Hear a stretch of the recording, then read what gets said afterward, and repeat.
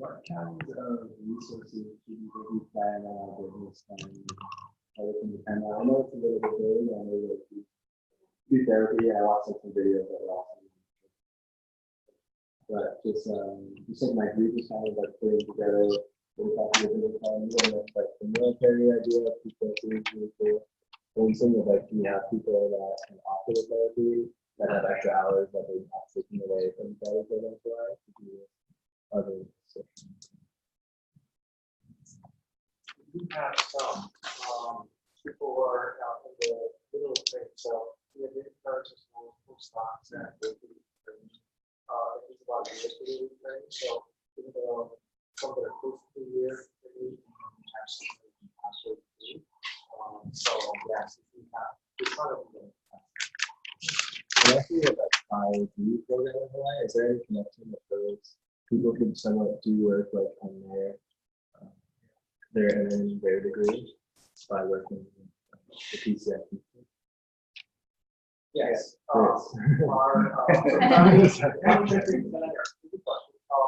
We are affiliated with the program for psychology. We employ, we have this year, we have students who are private science program. Nine of them are into the separate part of the information specialist. So we bring the specialty to the end of the training. We also hire interns who are working with education and have finished the practical part. And we also have some people stocks that already got their salary and now working for the licensing. And we can count on which actually some other people for licensing.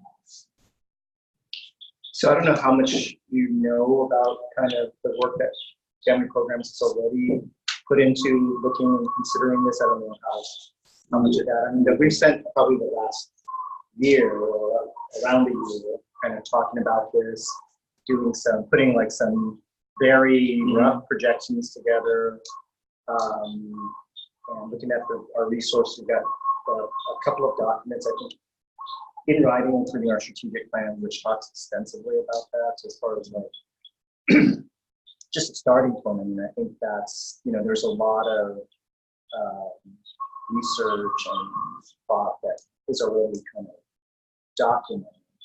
And it's kind of and in terms of like, I think we're pretty certain, although I couldn't point to like market data, that there's a huge unmet need in terms of families that need additional like therapy services like PCIT, but there's also just a range of family therapy practices that are evidence-based, that are effective,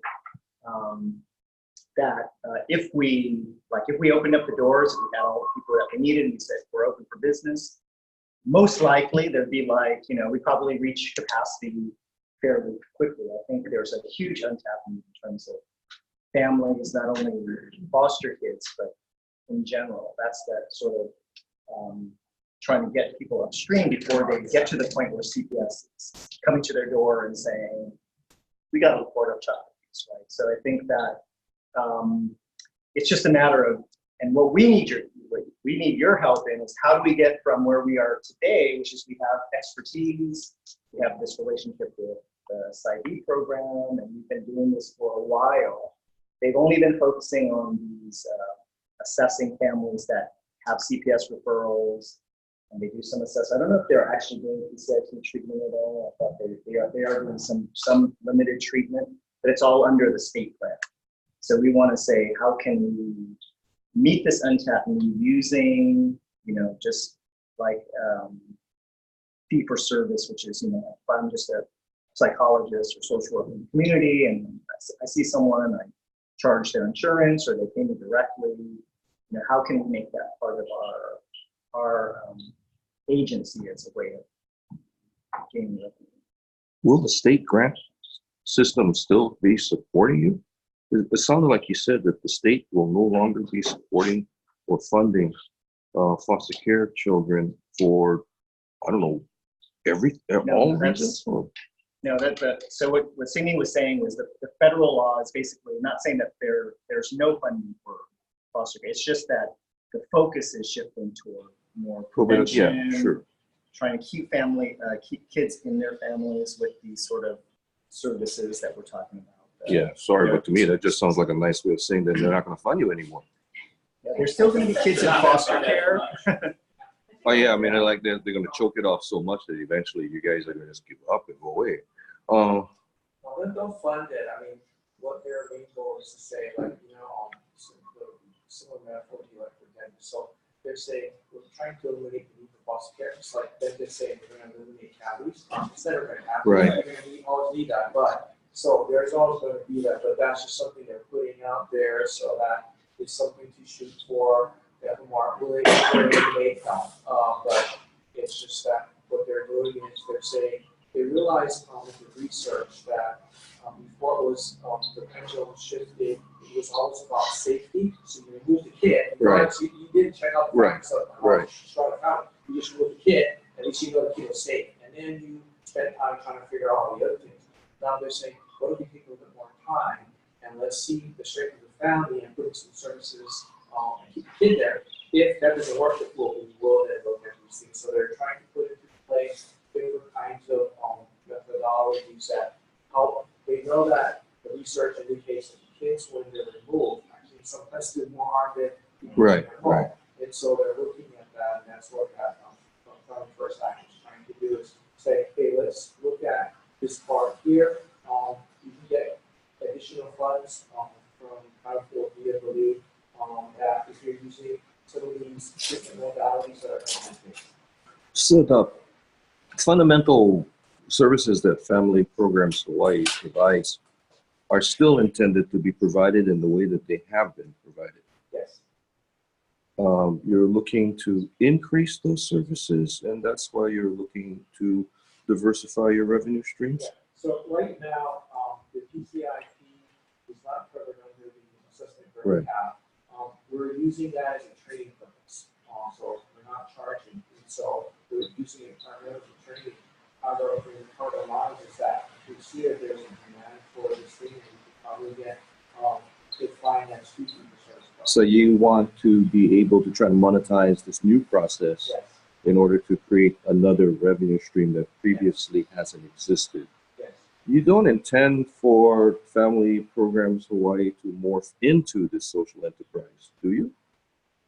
Is that what it is? That it actually change? Does that change your? Not completely. I think we would retain our nonprofit Okay. community service, Right. not foster, community service nonprofit state-funded portion, but we, like you said, diversify and create. I guess in a way, I guess we have to create a separate for-profit subsidiary. Sure. Yeah. So then that should feed into Believe me, the dentist stuff made a lot of sense to me.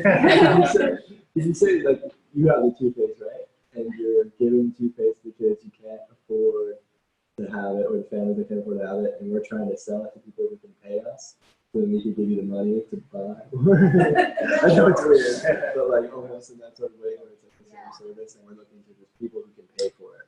So it can. Right. Well, we're saying that the way that we see the state of affairs in Hawaii, or even just Oahu in general, is there aren't enough dentists to provide toothpaste to all the kids that need it, and we have the toothpaste. We'd like to provide it. We just don't know how do we. It's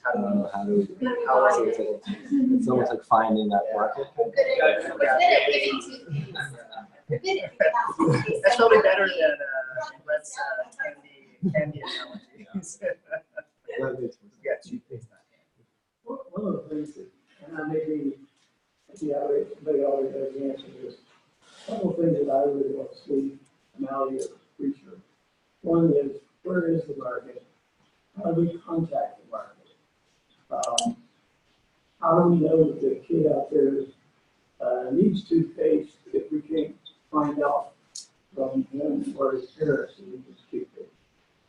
How do we know that he needs this kind of treatment if we don't have some indicator that that person needs the treatment and we can get them to come and get it?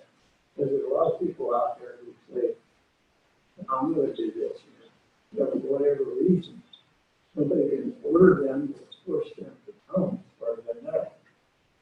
Then we still have the problem of a child is being selected for a age. And it's not really clear in my mind, not me stating it right, that we have methods to reach out to the families to let them know that we do these kind of things for them. And then we want them to realize that, gee, that would help us out. And we would like to have a bill so that we heard it. The other one is, we have a lot of problems with people on neighbor islands, and their the services are so much less on neighbor islands than there are on water. We want to use telemed to try and work with some of those families in the other islands. And again, my question is, how do we set that up? How do they get to know that the service is available? Where they go to get it? Who's over there to do it? It's a complicated thing for my old mind to work through. And I don't know whether you guys can come up with some ideas about that. Personally, I have heard of family programs Hawaii before coming to this capstone. Therefore, I did not know about this BCIT therapy. Could it be possibly the reason why you're not marketing that onto this program? Well, it's not open for business right now. It's Right. not meant to be like, hey, everyone, we've got PCIT. It's great. Come in, give us a call and make an appointment. It's not something that is being marketed as a product. So yeah, there's no marketing about it. It's the state, the people that fund us, they know that we. I think Brittany's saying is she had heard also from programs a lot. How do we get that knowledge to it? Yeah. For the young parents might be struggling, Right. or it is that falls back to Or Yeah. more to the point, the three of you know how much the average middle class family spends on youth sports? Oh, so much money. Yes. Don't take that. It's You know what? That's not outside of and high-end club sports. Yes, $50,000 is not an unusual amount. Family Programs Hawaii is a nonprofit that serves disadvantaged families. To your point, absolutely. We also the services we provide would be of great benefit to families of affluence as well. We need to tap into that market. We need people to hear about us to say these services are going to be as advantageous or more advantageous to the long-term well-being of your children than water polo camp, than volleyball club, than investing in a football career that probably won't really come to anything. We need the people of affluence to spend that, all right, don't say $50,000, that $12,000, and that's the average that families spend on sports, camps, coaches, that kind of stuff. We need them to start thinking of this as one more tool that they can contribute to their child's long-term well-being, so that we can take that funding and then serve the disadvantaged, less privileged community that we're currently serving. Because right now we're not paying our bills, and we need to pay our bills. Am I oversimplifying the case? Well, Leslie, I think that's a great point, and I think more to that point, I see a little bit of I don't know if the economy is the right word, but I'm hearing two separate messages, right? One is, well, and I'm kind of approached it from your side, right? It just, not to say it doesn't matter, but the main objective is to get financial or resources in general, mainly financial, over to family programs so they can do what they need to do for their core constituents. So the question really becomes is that what approach, and again, I think that's part of what we're looking at. What approach is the best, right? Like I call it the super kid, right? And I think we talked a little bit about that, right? Just basically you got tutoring services, or you got your soccer club, you got your private football coach, you got your hitting coach, you got all this. Okay, here's the thing. This is your mental wellness coach. You don't call them that, but basically your brain emotional super coach, right? You're gonna turn your kids into highly emotionally intelligent people because of going to this, right? Or that's how you sell it. So the question is do you but again, this goes back to the whole idea of social enterprise. Do you want to Or do you want to be, well, you know what, there's these other disadvantaged families that are not foster kids, but we want to go out and try to save them too. And again, I say that to be pretty real because that's, I think it's a danger to get into both. Because I think with one or the, they're different. And you gotta spend your resources. And I don't think at this point you need to make a decision, but maybe that's what we do. We look at it, is it completely, kind of for profit, which I don't think is a bad idea. I mean, like you said, I think the whole purpose is to monetize something. That's why you go social enterprise rather than this is a new program, other family programs. So we set that up out there, and then we wait for the customer to come. Well, no. I think that's where you go out and you market the heck out of that thing, right? It just, you basically. Oh, isn't that part of it? Yeah. The part of the reason why I actually share about the healthcare side of it is because this is billable by health insurance. Health insurance will pay for it. You don't necessarily have to have that in common. Because family strengthening is already part of family program. It is part of the prevention, part of our mission. So it already is in practice and in existence. Has PCI For the families that are referred to it. It's already there as a component. The part that isn't is the HMSA Kaiser type insurance reimbursed component, which is the for-profit component. And that's the, how do we do that? How do we advertise it? How do we get those Economies of scale. How do we get not the non-state reimbursed customer? So the way the system is set up in the past to enable us to get the clients and the children that we want to take care of for the need care. If some catastrophe happens in the home, you get something happening. The police come, the social worker comes, they scoop up the child and take the child away. Okay, that's not a very good method. We want to prevent that from happening. Again, I go back to when we have this service, we need to know, and it is a marketing thing, I think, how to reach those people. And I'm not talking about the folks that Leslie's talking about. I'm talking about the poor family up in the country that needs this help and they don't know they need it. So I need to figure out, I think we need to figure out how we get that message out, or how we get those clients to come in and avail themselves of this service. Because while I'm excited about making some extra money to improve our stability and make it grow our business, I'm really concerned about the kids who are not getting help. Right. And who need it so badly. And I see too many of them. So what's still part of our, The same people too. That same program. Oh, I know, yeah. I understand where it's coming from. But I think those people that she's talking about, $50,000 club membership or whatever, and the soccer kids and all that, I think they have some better appreciation. Maybe this isn't fair. I think they have some better appreciation of what their children need. That they see and need. You know what, I would say, I disagree respectfully. I would say we have study kids in the foster program from privileged backgrounds, as we do things.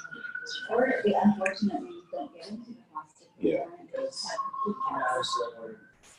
I'm sorry. I guess what we're trying to do, rather than confuse you, it sounds like we all agree we need a marketing. Okay, talk about experience with private pay.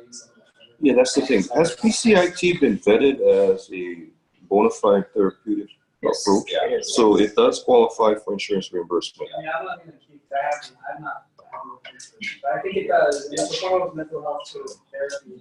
You get two It's not, billion. it's evidence-based, it's not experimental.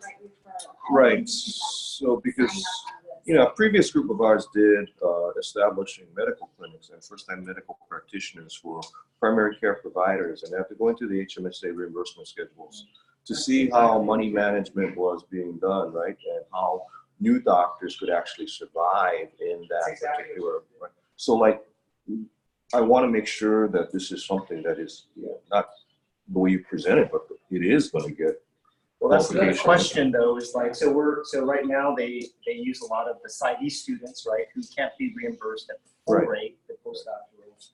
So, I guess, so is it financially feasible? Will we actually be able to generate some revenue above the expenses in order to make this worthwhile? Or is it just gonna be break even and we're not gonna be any better off, except we're gonna have a lot more stuff to do? I think that's part of the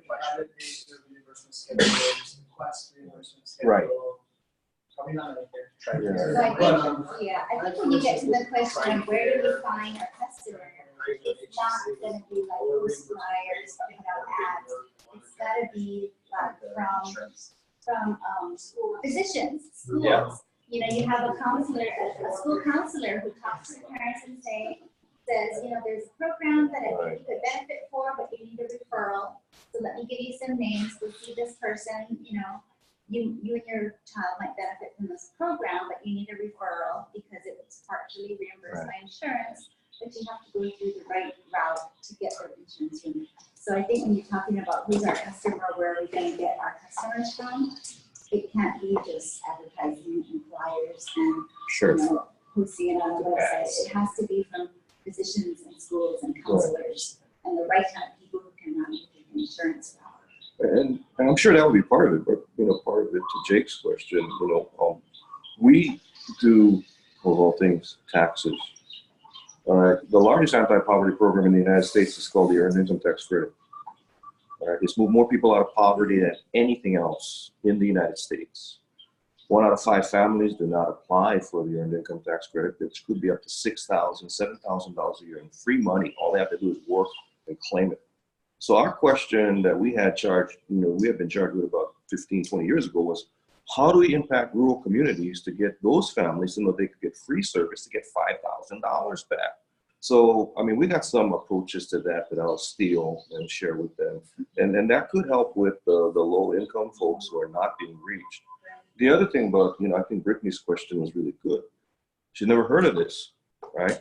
And to that, I would say, yeah, a lot of this stuff you never heard about. I take pharmaceuticals because I live by pharmaceuticals that are living through chemistry that are not well known and are not advertised. And my psychiatrist has to fight for them to be reimbursed by HMSA, right? These things are still new in the pipeline, and it wasn't too long ago that they were still undergoing testing.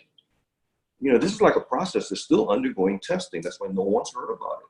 You don't bring anything out at that point because you don't want to say that you got the miracle cure and then it falls flat and then you go bankrupt, right? So that's one of those things about marketing, advertising, reaching the client base, but also having a product that we know is going to be able to be rolled out, no questions asked. Right? I think that's a big thing. And the other thing I think for some of you, when did family programs only come into existence? 2004. How come none of you guys answered? No, that's part of it. Because, there was a shift right back in the 90s. And it went to best interest of the child. It went from family reunification to best interest of the child. Now it's back to like a variation of family reunification. You should have seen the problems that were being experienced by everyone back in the 90s. Judges still going by the old system, but the law said you got to do something new. All of the payments for things all screwed up because people are not sure what system they're supposed to be following, right? And you're in that perfect storm mix again, right? So, okay. So we have maybe 7 minutes left for your question. And I found this program called the Family Centers, and it kind of has a lot of the things that we sort of want to look at. So why don't you give them that copy, and then you guys can look at it and maybe glean from that some of the things that you guys asked about.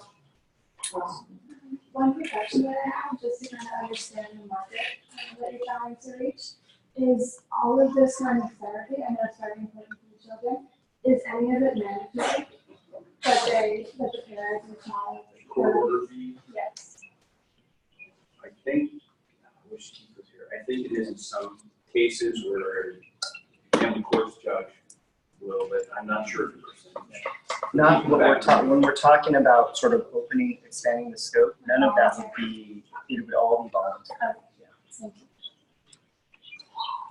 And could you say like the reaching your market, all that really lends itself into like an in-school kind of survey, just for the kid and like a counselor and a student, and mental health is being promoted so much more that maybe schools would agree to it, of like where you thought a kid was at, and maybe if you sent it home, even if the parents filled it out.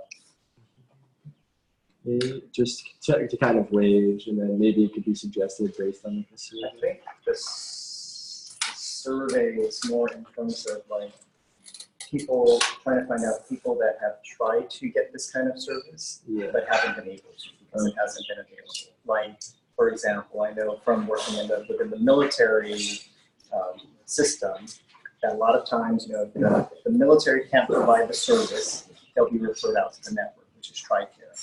So they'll go to the TRICARE, they'll say, find a provider, and I need a child psychiatrist. There's a shortage of child psychiatrists, so they can't find that service. So they don't do it, or they want therapy, someone to provide this kind of family therapy, like CIT.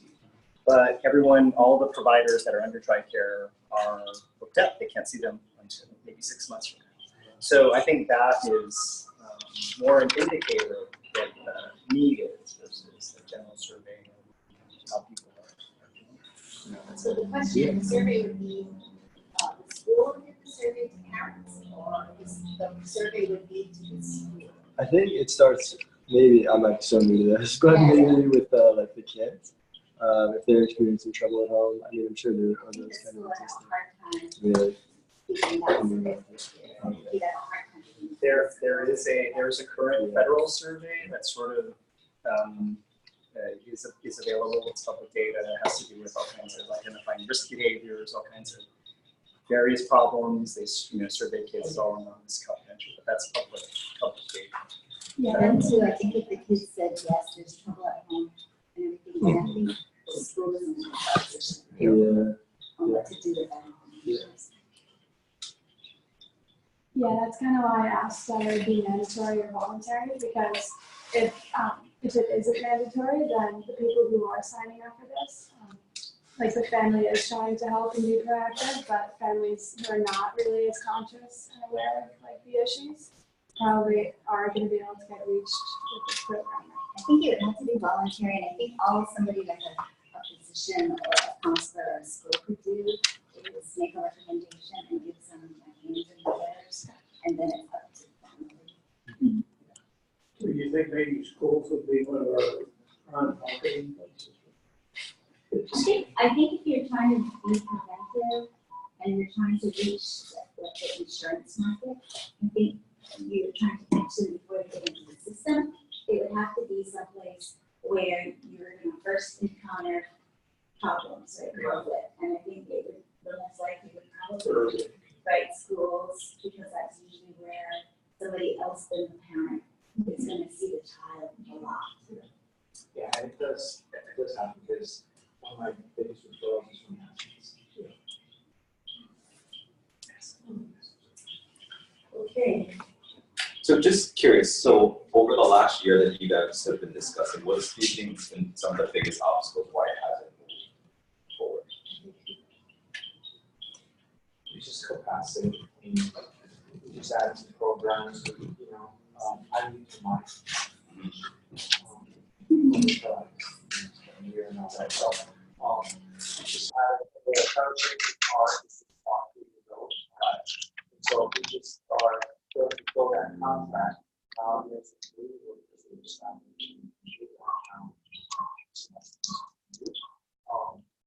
and I think we want to point to what are the that, well,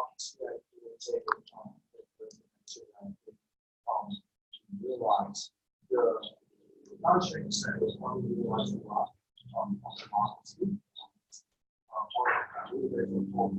So drugs we have a lot, also are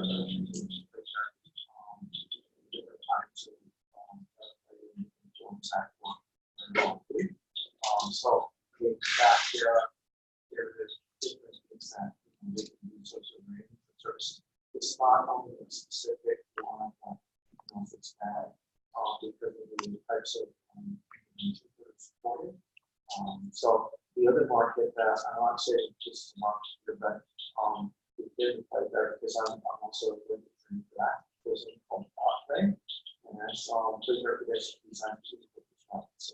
Because opposite spectrum part has become something that a lot of information is provided and so they're even having very specific for them. And is there, I guess, what would stop, say, for example, Family Strengthening Center from changing its marketing strategy and implementing all these things that you're talking about? Would you, I guess the question comes down to, would you need a separate social enterprise to do the things? Because it seems pretty parallel, right? It's just basically all these services we're doing, we're going to offer to people. And family strengthening, as I understand, isn't as, straight line to foster kids as another. Because I think that's kind of to your point too, right? It's kind of like, well, is it we're not getting customers because we're not marketing, or? And again, that's where I go to, like you said, the secondary, and that's where I go to.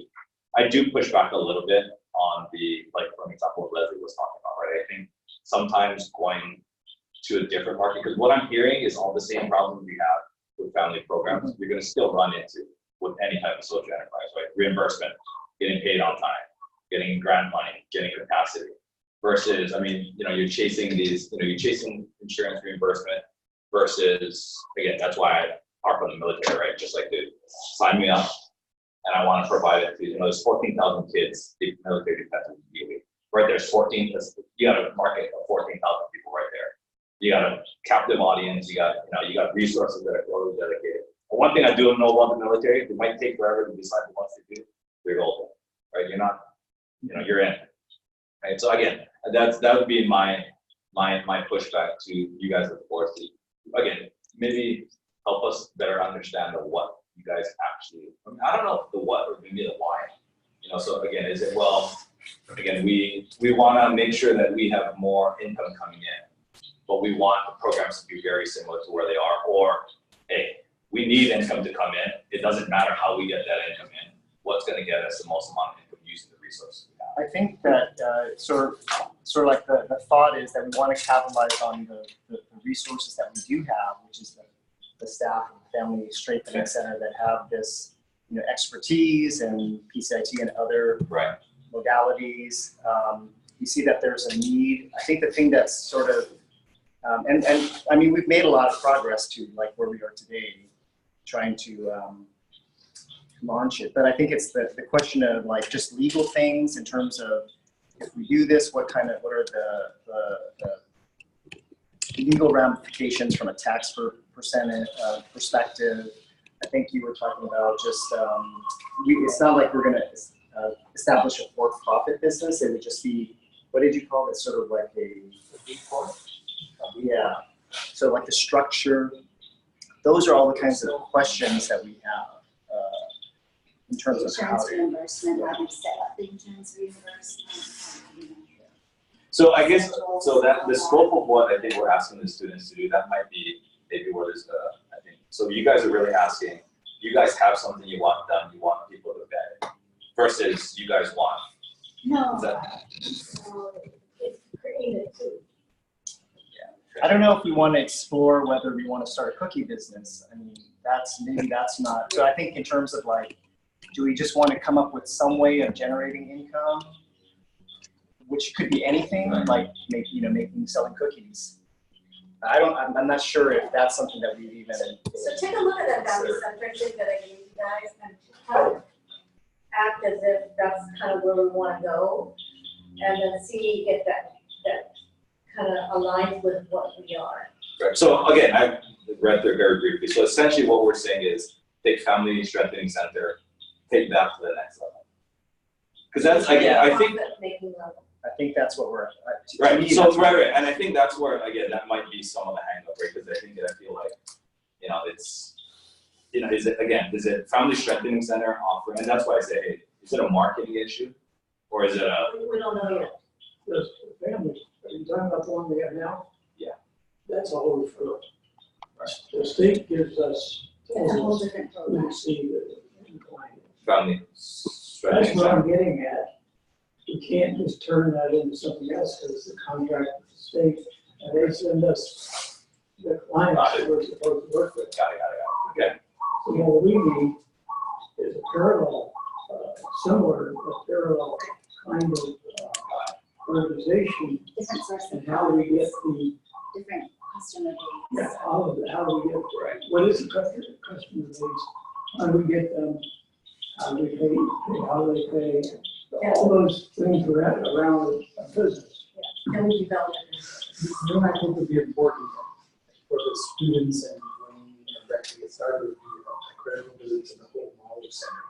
Where we actually have the intake and we're doing assessments and possibly doing with the staff. Because that would give you a really good feel of what that whole program is doing rather than just talking to us. You can see the physical area where kids are. I see it there, yeah. Let me just clarify, because this has been a source of confusion with the state and other kind of things. So, knowledge strengthening centers is really big up here. Within that, there are different pockets of things, and that's what we really have to talk about. Right. So, what Jim's talking about, we have an assessment contract with the state, and now we do a psychological evaluation for some also. That's just part of it. But there's a treatment component, there's a training component, there's all these other things that are not related at all to the state contract. That what we're saying is that we need some help to come develop this part, but to define this segment of the market and everything else. But this is all the kind of strengthening. So to equate, say, kind of strengthening is only assessment would not be a program thing.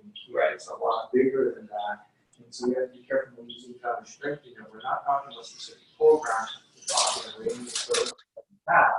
And we have one contract, but we'll say we want to for the parts that we do have in place and being able to market those people and well, as you say, take it to the next level.